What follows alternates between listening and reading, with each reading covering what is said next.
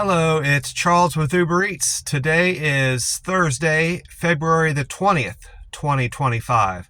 And I am blessed. I got the wake-up call from the good Lord this morning, and I got to see another day. I'm going to be wearing my hoodie and my cap all day today on account of the chillier than normal temperatures down here in McAllen. That cold front has gone through, at least the wind from it has, but it's still a bit chilly. It's 36 degrees right now, and it's going to only get up to 43. And that's going to be the expected forecast for tomorrow and Saturday. And then Sunday, it's going to warm up again. High temperature of 65 on Sunday, and then warming up through next week. So just got today, tomorrow, and Saturday to get through to stay warm down here. Then it's going to warm up. That's pushing closer. The closer we get to March, I'm expecting the temperatures to continue to warm up. We're getting close to spring now, so this is no problem. I just got done topping off my tank. I didn't use much gas yesterday. I'll get into that in a little bit about my deliveries. I didn't do much driving. I only took $11 to top off my tank. Gas has gone up since the day before. I think I filled up. I was at a different gas station though, a cheaper gas station. I think it's called Murphy. I think it's Walmart gas station. It was $2.57, I believe, when I filled up. Today it's $2.85 at this they call it's supposed to be a 7-Eleven according to Google Map, but it says Stripes on the building. So and then they sell Sunoco gas, so maybe it used to be a 7-Eleven, or 7-Eleven bought Stripes. That's probably more likely the case, because they have 7-Eleven merchandise and 7-Eleven branding inside the store, even though it says Stripes on the building. I'll show you. That's the building right there. I don't know if you can see it, but anyway, yeah, I topped off my tank, and I didn't know how much I had used, but I knew I didn't use much, and it only took $11, so that's good. That's mostly on account of a fantastic delivery I did. I think I only did like 7 or 8 deliveries yesterday. One of them that I'll never forget was to Don. I wrote it down here. Don Pepe. It's an upscale Mexican restaurant. The initial payment on this, it was a base pay of $4, and they were going to tip me $16. So it was around $20 and some change I was getting. And I'm like, yeah, I'm taking that for sure. And it wasn't much of a drive. It was to get to the restaurant. You got to factor in how far it takes to get to the restaurant, and then how far it's from the customer to the restaurant, driving to the customer's house. And then if it's going to take you out of your delivery area, you have to factor all that in to whether or not you're going to take a delivery or not on the Uber Eats app. Well, all that worked out, especially, I didn't have to consider much after I saw the $20,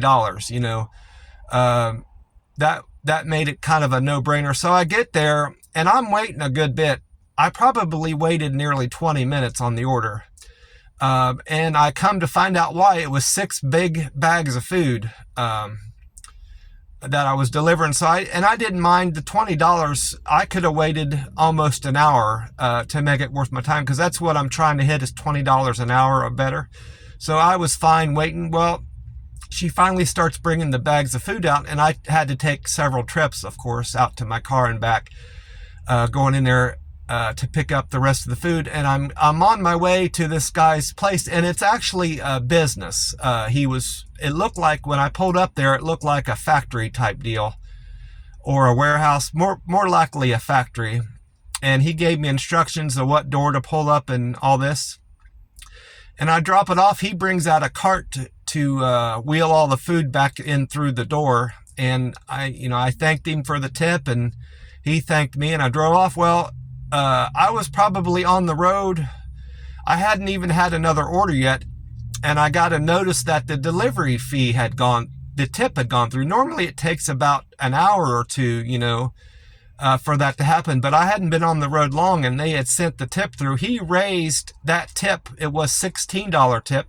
He increased it to $43 more on top of the 16. So I ended up getting $63.62 on one delivery. It only took me about 25 minutes or so altogether, driving it to the guy's building. And I was floored. I think that's the biggest tip I've gotten on any delivery, including some great tips I thought that were great I got out in Las Vegas, which were more consistent. The bigger tips are more consistent out in Las Vegas, but I've never gotten a big tip like that, anywhere. Driving Columbus or the little bit I did in Oklahoma City, of course, I didn't get anything like that. In Vegas was good for consistent, larger tips, much larger than Columbus. But yeah, I had an awesome day yesterday. Made my day. And I only ended up burning like not even 2 or 3 gallons worth of gas, maybe a little bit more. I drove a little bit after I was done doing Uber to get my to go to the Chinese place, that I eat. I've been doing these rolling 48s, eating once every other day, and I did that last night. He had texted me before I forget. He texted me while I was on my way there, a little bit concerned because that area was full of factories, and I was kind of stuck behind traffic pulling into one of the buildings. They were backed up, and it was a 1-lane road, so I couldn't get around them. So it took me a little bit to get there, and he probably saw on his map, his Uber Eats map, that I was stopped, and he got concerned. But I got there well before the app said I was supposed to, so I even got there early, even though I was stuck in some traffic. And another great thing about yesterday is a great call I got from my cousin back in Ohio. She ran into this woman. She told me the specifics about it, but I don't remember exactly how it happened. But it was a woman that didn't even know her or know me, obviously, because this woman lives in southern Ohio somewhere. Well, she ran into my cousin, and this woman knew my mom's name, my name, and she knew that my cousin in southern Ohio has a health ailment with something wrong with her liver. So this woman has some kind of gift. I don't know if she's an angel in disguise or just clairvoyant or a psychic or what, but she has obviously tapped into something spiritual. And because that woman knew more about me and my mom than she should know about any stranger. We're strangers to her. And my mom, for you that don't know, my mom passed away. It'll be 10 years next month that my mom's been gone. And I knew before I got this call that mom's been with me, on my travels and my adventures. But this solidified that idea more and more to me, because that woman told my cousin that my mom, she used my mom's name, that she said she's with him, and then used my name again, and she's been with him since he's been out on his adventures. So, and she had no way of knowing that I was out on an adventure, that I'd left Ohio and been to these different states and cities and seen things. So that just it was a very special call, and a call I needed. It really made me feel good. Lifted my spirits anyway. And I told my cousin that, and I just couldn't get over it. It was amazing. I need to call my cousin back again because of that concern she has about her liver, and talk to her more about fasting, because intermittent fasting will cure that specific problem she's having with her liver, potentially. She needs to get to a doctor, of course, and get it checked out. But fasting, I've done a lot of research, read up on fasting, read books from Jason Fung, F-U-N-G, and watched some doctors' YouTube channels, Sten Ekberg and Jason Fung's YouTube, and this Indian guy, Pradeep Jamnadas, Jamnadas.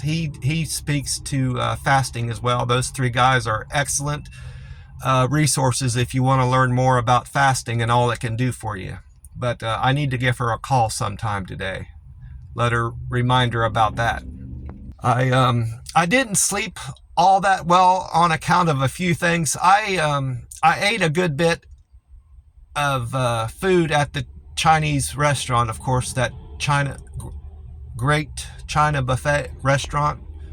But I ended up drinking a lot of water. I'll get into that in a minute. I don't want to forget about, I didn't sleep all that well on account of my big meal, but it was also mostly on account of one of my roommates.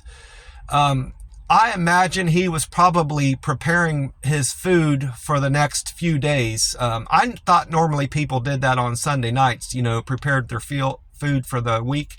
But he had started running this, it sounds like a food processor to me. At first I thought it was a blender, but then it was making a sound like he would turn it on and then it'd run like low for a few seconds. Then he'd kick it up higher and then it had like 4 or 5 settings and it would get real loud. He did that off and on after 10, like around 10:20. Then he did it again like 10 minutes later, and then he did it like in 5 or 6 different sessions up past 11. So I didn't get back to sleep. I had fallen asleep already by that point, and he woke me up after 10, and I didn't get back to sleep till well after midnight on that account. And then of course I'm still on warehouse time in my mind, so I woke back up after 3 thinking I had to be at work.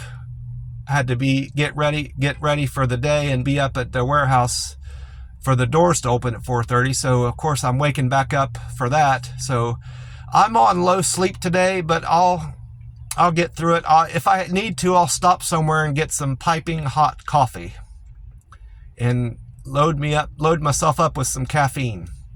But I feel okay right now, but that doesn't mean anything hours down the road when I'm driving. So then on account of that excellent tip I got, I ended up cutting my day short because I hit my mark. I made just over $100 yesterday. So I could have did some more deliveries. I had another hour or 2 of daylight, but I decided to cut it short because I anticipate today, tomorrow, Saturday, and Sunday are going to be slightly above average. The weekend will definitely be above average, and I'll make up that I'm at a deficit of about $50 or $60 at this point, and I anticipate making that up over the weekend according to the map, the forecasted map Uber Eats gives you for my area. I believe I'll make that up.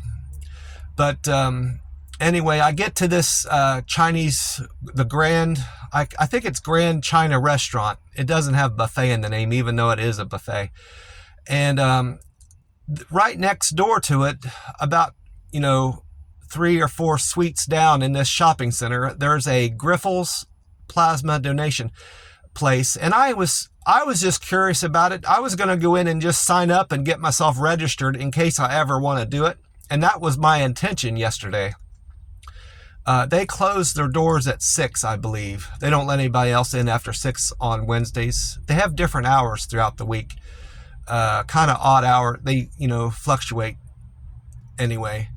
But I go in there just to, get started with the process. No intention of donating plasma. I had done that a little bit back in Vegas.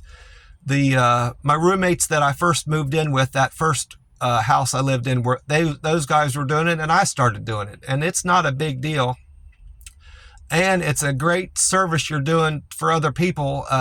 They turn that plasma into medicine for burn people that have suffered burns, need kind of therapy for other things that they're going through, and it's amazing all the stuff they can do with people's donated plasma. So that's the primary reason why I'm doing it, and the money's okay. There's nothing wrong with having an extra stream of revenue. So they went ahead and just got me. I went ahead and did a donation. I got a card. They even already gave me a card to put they loaded my first payment on. So My first donation, not my literally first, but first down here in McAllen, went smoothly. No issues. It took less than an hour. All together, getting started back with the system and donating the plasma took about an hour.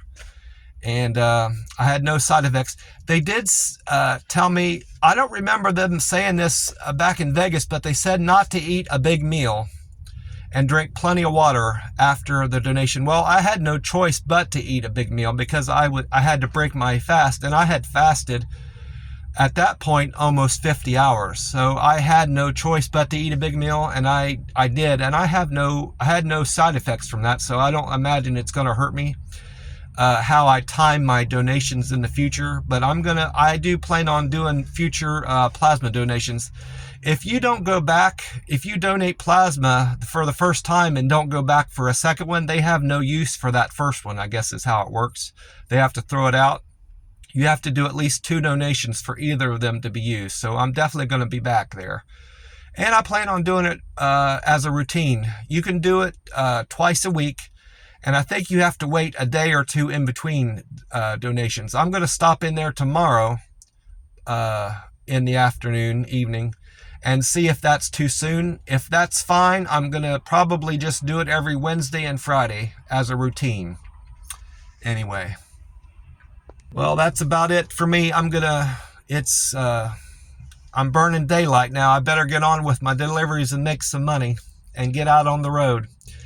God bless you all, and remember to drink plenty of water today and stay hydrated. I'll talk to you soon. Bye for now.